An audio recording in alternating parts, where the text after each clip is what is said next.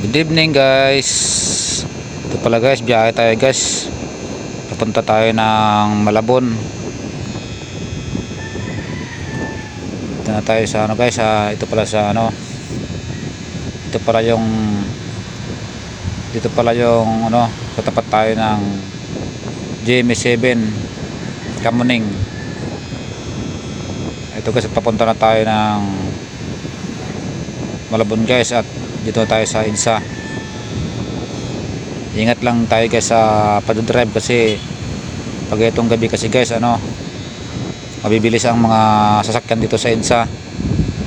Dapat alisto ang mata natin sa ating mga side mirror guys, kasi hindi natin alam na may bigla palang overtake sa atin, tapos overtake din tayo.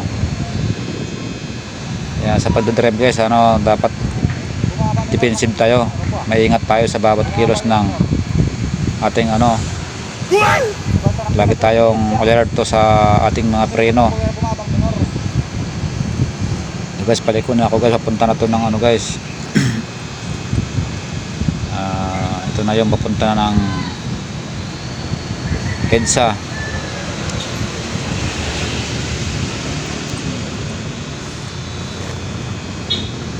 Ganda kasi guys ano, mag-ride pag itong gabi kasi hindi mainit. Tsaka ano pala guys, bagong kabit yung mini driving light ko, kaya maliwanag yung ilaw ko sa harap. Kita ko yung mga lubak na daan. Kasi dito guys, may ilang beses na ako dito daging ano, nalubak dito na malalim. Halos tumilapan ako dito guys. Buti na lang at medyo katibay ang braso natin at hindi nabitawan ang manibela. Sana all. So guys, medyo mabilis-bilis na rin ang takbat dito kasi medyo maluwag ang kalsada guys. Pero ayan guys, preno muna tayo kasi may sumingit na bus. Meron pa si guys yung singit ka ng singit dito kasi mga ganitong mga malaking bus o kaya truck, hindi ka nila basta-basta nakikita hanggang sa ano, sa likuran nila o sa gilid nila. Kaya dapat maging maingat tayo guys dito sa ano.